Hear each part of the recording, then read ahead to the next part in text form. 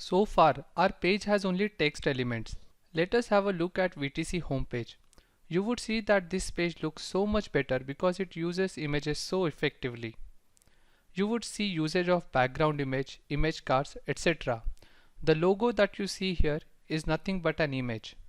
Let us learn how we can add images to our web pages. I would like to add content something like this. This includes an image and some text around it. We will clear all the content of our test file so that we can concentrate on adding images. To add an image, you will need to place your image somewhere.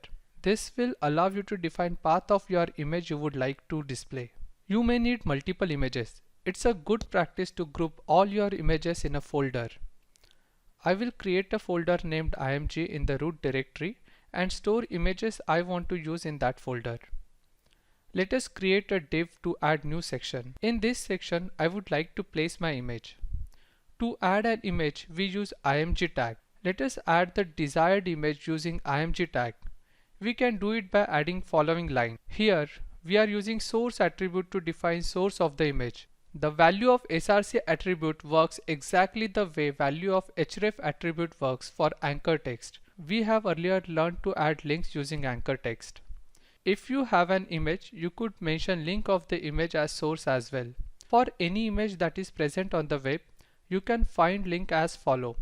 Right click on the image and select copy image address option. You can open new tab and paste this copied address in the address bar to see how that address looks like. You would see that it's an image of Delhi NCR and browser shows its path.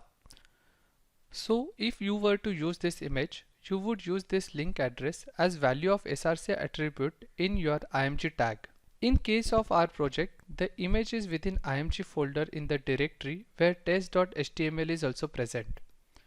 Note the name of the image is vain.png. Therefore, the value of src attribute that we have used is img/vain.png. The alt attribute that we see means alternative text.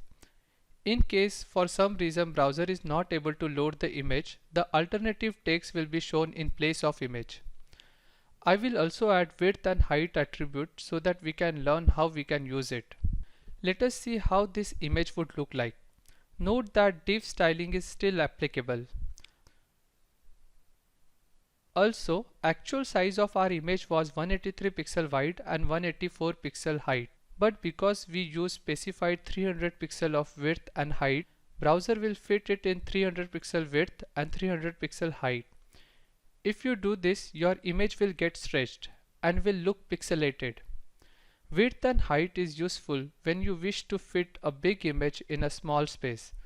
But doing so would mean that browser will still end up loading your big image, which could mean that your page will become heavier and therefore loading time will get increased. Also, it's a good programming practice to define height and width of image using CSS. So, to the extent possible, always try to use exact size of your image that you want to display. Since I am using exact image, I will go and remove the height and width property of the image. I also wish to add some text in the image. I will add paragraph tag and insert my text within. You can use helper text to download image we are using, and you can also get content of paragraph which you can simply copy. I have removed the width and height property and added a paragraph. Let us see how browser will read this.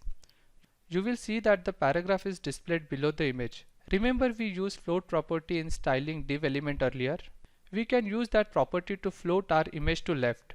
Since this is an unique image that I would like to apply float left styling, I will use id attribute. So let me go back to our test.html file and give an unique id to my image. We will open the style sheet to create id selector named image and define float property like this. I have also defined padding for my image. Let us now go and see how exactly the image and text would look like. You would see that image is floating to left and the paragraph text that we have used is on the right of the image. For a better coding practice, we should have both these elements in a single div. Let me add a div which will have text content and image both. I will give this div an ID, identity. Whenever you use image within any division, always use overflow style property for the div and set its value to auto. I will add ID selector to CSS and assign overflow property. Let us now add this content to our HTML file and check the output. So, in this lesson we learned to use image within our HTML content. In the next lesson, we will use background images.